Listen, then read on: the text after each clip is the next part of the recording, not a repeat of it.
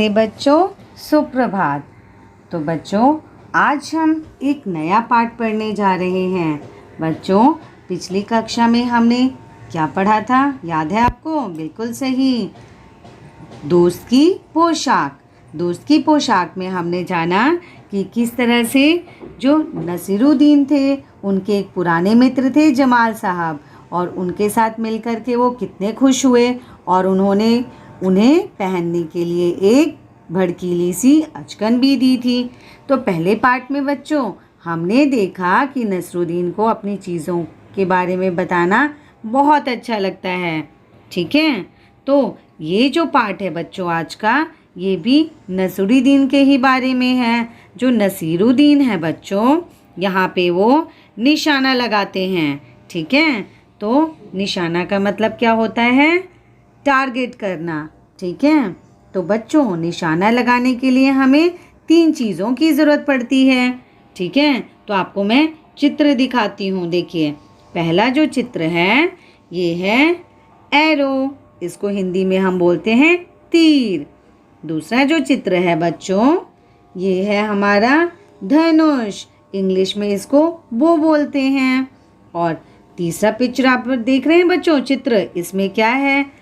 इस चित्र में आप देख रहे हैं एक आदमी है, उसने हाथ में क्या किया है? तीर और धनुष को पकड़ा है, और वो क्या कर रहा है? निशाना लगा रहा है, मतलब टारगेट हिट कर रहा है। ठीक है बच्चों, तो आज की जो हमारी कहानी है वो भी इसी के ऊपर है। इसमें नसीरुद्दीन जो हैं वो तीर और धनुष से निशाना लगाते हैं। ठीक है बच्चों, और किस तरह से वो अपनी बड़ाई करते हैं, आइए हम इस पार्ट में देखेंगे। तो पहले हम इस पार्ट में आने वाले नए शब्दों को देखेंगे। तो बच्चों, पहला शब्द है हमारा दोस्त। कैसे लिखते हैं? द ओ की मात्रा स त, दोस्त। दोस्त का मतलब होता है फ्रेंड। आपके भी बहुत सारे दोस्त हैं ना, ऐसे ही नसरुद्दीन के भी बहुत सारे दोस्त हैं। अगला शब्द है हमारा तीर। कैसे पढ़ेंगे? तीर। कैसे लिखेंगे? त में बड़ी की मात्रा ती, र। तीर का मतलब होता है बच्चों एरो। इंग्लिश में हम इसे एरो कहते हैं, जिसे धनुष के ऊपर चढ़ाकर निशाना लगाया जाता है। आपको ऊपर चित्र दिखाया था ना। अगला शब्द है हमारा धनुष। धनुष कैसे लिखेंगे? ध न में छोटी ऊ की मात्रा नू, श, धनुष। धनुष का मतलब होता है बो। ठीक है बच्चों, अब देखिए अगला शब्द, ये है हमारा बतिया। ठीक है बच्चों, तो कैसे लिखेंगे? चलिए देखें। ब त में छोटी की मात्रा ती, य में आ की मात्रा या, बतिया। बतिया जो है बच्चों, ये है ठेठ हिंदी। ठीक है, शुद्ध हिंदी। इसका अर्थ क्या होता है? बात करना। अगर आप हिंदी में बोलोगे आम बोलचाल की भाषा में, तो बतिया का मतलब होता है बात करना, और इंग्लिश में इसे बोलते हैं टू टॉक। अगला शब्द है बच्चों मुकाबला। कैसे लिखेंगे? म में छोटी ऊ की मात्रा मु, क में आ की मात्रा का, ब ल में आ की मात्रा ला, मुकाबला। मुकाबला का मतलब होता है बच्चों कंपटीशन। जैसे आपके विद्यालय में भी बहुत सारे कंपटीशन होते हैं ना, ड्राइंग कंपटीशन, पोएम कंपटीशन, तो वैसे ही उस कंपटीशन को हम हिंदी में क्या बोलते हैं? मुकाबला। और इसका दूसरा मीनिंग है प्रतियोगिता। अब अगला शब्द देखिए बच्चों, गप मारना। कैसे लिखेंगे? ग प, गप, म में आ की मात्रा मा, र न में आ की मात्रा ना, मारना। तो गप मारना मतलब होता है बच्चों, अगर आम बोलचाल की भाषा में सिंपल शब्दों में समझाऊं, तो गप मारना मतलब अपने बारे में खूब बढ़ा चढ़ा के बातें करना।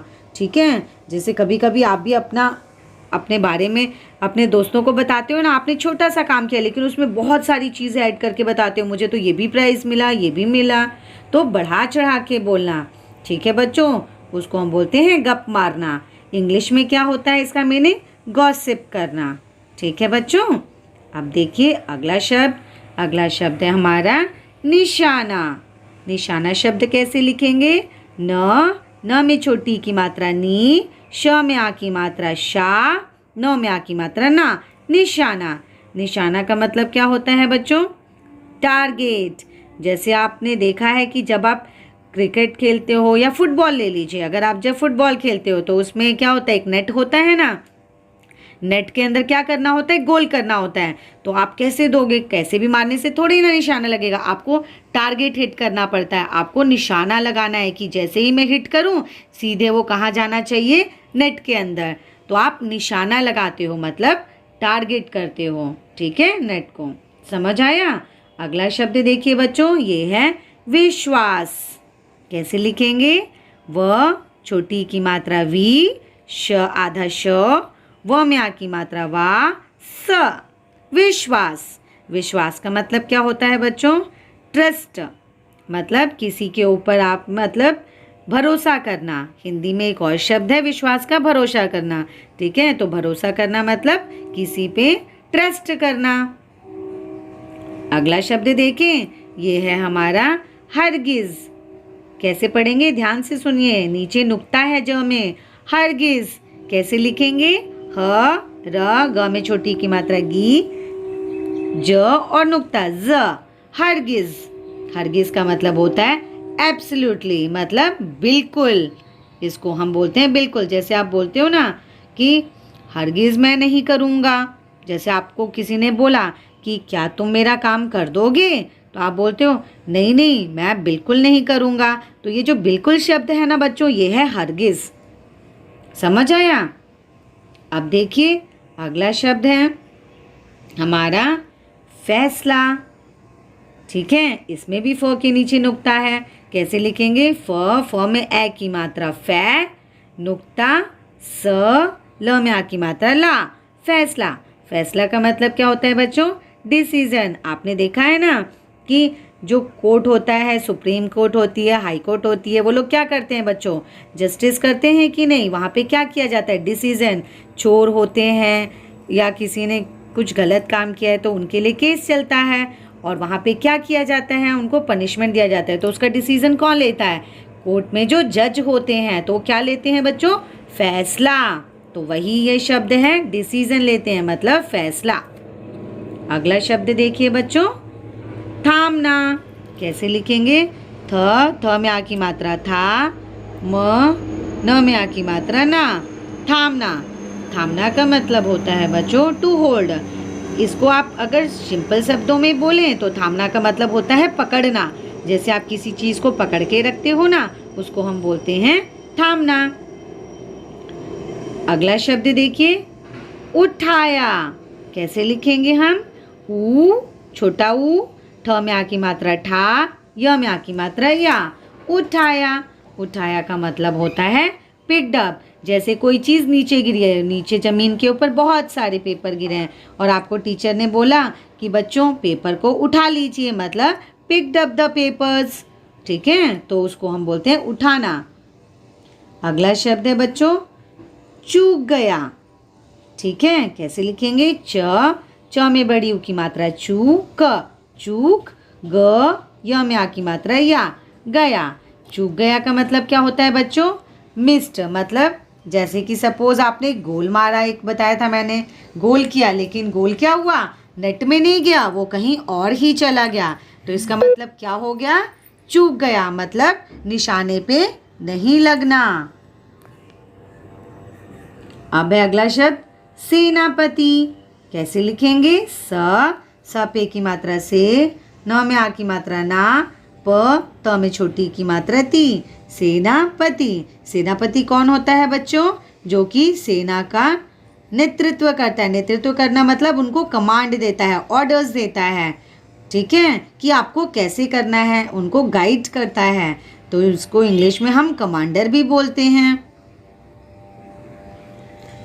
पहले राजा महाराजा के समय में देखा है ना, एक सेनापति हुआ करता था और वो क्या करता था? लोगों को गाइड करता था कि अभी आपको मतलब तीर चलाना है या बंदूक से गोली चलानी है, और तभी सारे जो सैनिक होते थे करते थे। ठीक है, अगला शब्द है हमारा ठहाका। ठहाका। तो ठहाका कैसे लिखेंगे? ठ, ह में आ की मात्रा हा, क में आ की मात्रा का, ठहाका। ठहाका क्या होता है बच्चों? जैसे कि आप जब हंसते हो, कई लोग जो होते हैं बहुत ज़ोर ज़ोर से हंसते हैं, साउंड करके हंसते हैं, तो जो साउंड वाली हंसी होती है ना बच्चों, उसको हम बोलते हैं ठहाका। Sound of a loud laughter. अगला शब्द है चुपचाप। चुपचाप कैसे लिखेंगे? च में छोटी ऊ की मात्रा चू, प, च में आ की मात्रा चा, प, चुपचाप। चुपचाप का मतलब क्या होता है? साइलेंट, मतलब क्वाइट। जब आप बहुत शोर करते हो तो टीचर बोलती है ना, बच्चों चुपचाप बैठो, मतलब शांति से बैठो। ठीक है, तो वो होता है चुपचाप। अगला शब्द है अंदाज। अंदाज में भी देखिए नुक्ता लगा है ज के नीचे, तो आपको पढ़ते समय ध्यान देना है, ज का साउंड आएगा, ज नहीं होगा। अंदाज। अभी कैसे लिखेंगे? अ के ऊपर बिंदी, द में आ की मात्रा दा, और ज के नीचे नुक्ता, ज। अंदाज। अंदाज का मतलब क्या होता है बच्चों? स्टाइल। जैसे आप हर किसी इंसान का स्टाइल होता है ना, किसी का चलने का अलग ही स्टाइल होता है, तो स्टाइल शब्द को हम हिंदी में बोलते हैं अंदाज, मतलब काम करने का तरीका। ठीक है बच्चों, तो आपको समझ आए ये सारे शब्द? तो इसको आपको 2 से 3 बार अच्छे से पढ़ना है, बोलने का भी अभ्यास करना है और इसके अर्थ को भी समझना है। ठीक है बच्चों, तो सबसे पहले आप इसका अभ्यास कीजिए। धन्यवाद बच्चों।